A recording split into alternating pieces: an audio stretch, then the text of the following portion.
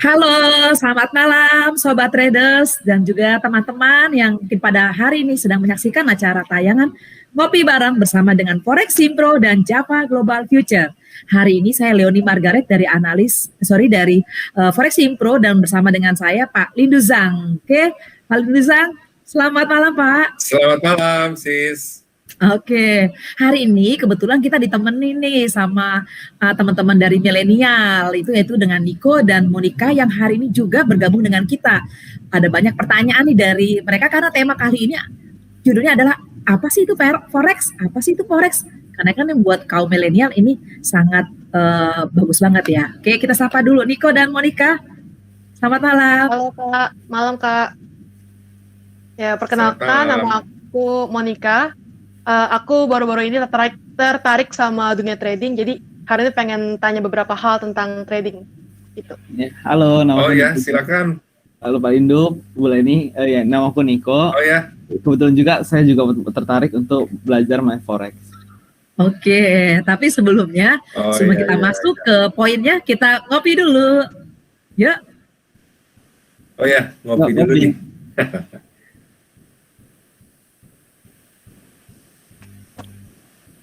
Supaya kita tahu bahwa forex itu penting banget. Tapi saya nyapa dulu nih Sobat Traders yang para member dari Forex Simpro, baik di community, di free-nya, ataupun di premium Forex Simpro.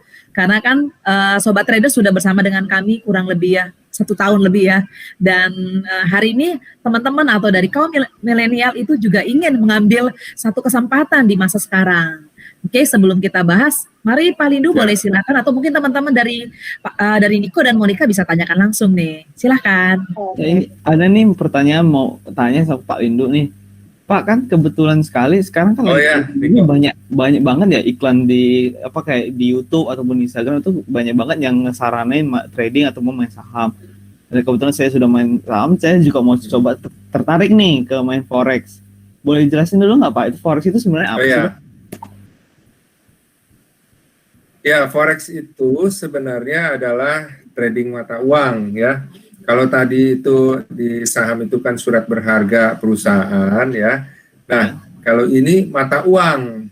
Jadi diperdagangkan secara online. Kan kalau biasanya ya, kalau secara fisik itu kita harus datang ke money changer ya. Kalau misalnya kita mau ke suatu negara gitu kan kita nggak bisa pakai rupiah kita untuk belanja di sana, ya kan? Nah, kita datang ke money changer, kita beli tuh mata uang negara tempat tujuan kita, gitu kan?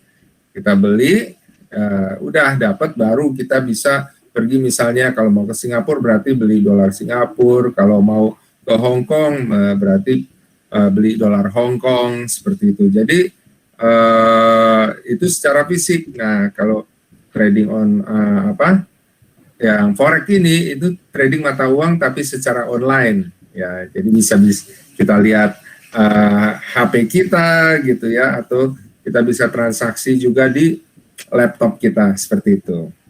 Berarti ini ya, kayak gampangnya ini berarti kita kayak money changer tapi online gitu ya Pak ya? Ya, betul. Nah, cuma kalau di money changer itu kan kita beli misalnya satu mata uang gitu kan secara fisik. Nah, kalau nanti di trading forex itu secara online itu ada beberapa mata uang tapi bukan cuma satu mata uang, dia berpasang-pasangan. Oh gitu. Misalnya GBP USD itu satu pound sterling ya dibeli dengan berapa dolar. Kayak gitu ya. Jadi yang di depan itu sebagai barangnya yang dibeli, sebagai mata uang yang dibeli. Nah, kalau euro USD misalnya itu berarti 1 euro berapa dolar Amerika. Nah, ada kan juga pair misalnya USD JPY. Nah, itu jadinya 1 USD 1 dolar Amerika dibeli dengan berapa yen Jepang. Nah, USD JPY ini mirip dengan ini USD IDR rupiah kita. Kan kita USD IDR kan $1 berapa rupiah gitu kan. Sekarang 14 ribuan gitu kan. Nah, itu dia. Jadi yang di depan itu sebagai mata uang yang dibeli sebagai barangnya. Dan yang kedua adalah mata uang untuk membeli mata uang pertama. Nah, jadinya kalau misalnya kita lihat nih di laptop atau di itu kan ada grafiknya untuk menganalisa apakah ini akan naik atau turun gitu kan ya. Nah, kita pada saat ngelihat mata uangnya misalnya GBP USD gitu ya, itu jadi yang menentukan arah naik atau turunnya grafik itu berdasarkan mata uang yang di depan. Oke. Yang di depan. Jadi misalnya nih ya, misalnya ada berita Inggris ya, ekonominya membaik gitu. Karena ekspornya meningkat misalnya seperti itu gitu kan. Nah, itu kan prediksi kita, wah GBP USD ini bakal naik gitu kan. Nah, kalau begitu karena bakal naik, kita ambil deh posisi buy. Kita sebagai pembeli. Karena kalau harga naik, kita akan untung kalau kita sebagai pembeli, ya. Kita ambil posisi buy. Nah, akhirnya benar naik, kita profit gitu ya. Tapi kalau misalnya dibilang yen Jepang menguat, ya kan? Oh, pemikiran mungkin kalau nggak ngerti mengenai masalah posisi USD JPY gitu ya, itu akan berpikir, oh, yen Jepang nih menguat nih, berarti ini bakal naik nih. Saya ambil posisi buy, gitu kan? Ketika ambil posisi buy, ternyata USD JPY bukannya naik, tapi malah turun. Terus berpikir, loh, kok kan yen Jepang naik, kan bagus mata uangnya, kenapa bukan naik, kenapa malah turun, gitu. Nah ini yang perlu diperhatikan. Terkadang nih yang baru terjun nih nggak ngerti, gitu ya. Karena kan itu lambangnya USD per JPY, ya kan? Jadi yang di depan yang menentukan pergerakan grafik adalah dolar Amerikanya, bukan yen Jepangnya. Kalau tadi kan GBP USD dibilang pound sterling akan menguat. Nah, yang di depan kan GBP pound sterlingnya dibilang menguat ya naik gitu kan. Tapi ini dibilang beritanya yen Jepang menguat, ya kan?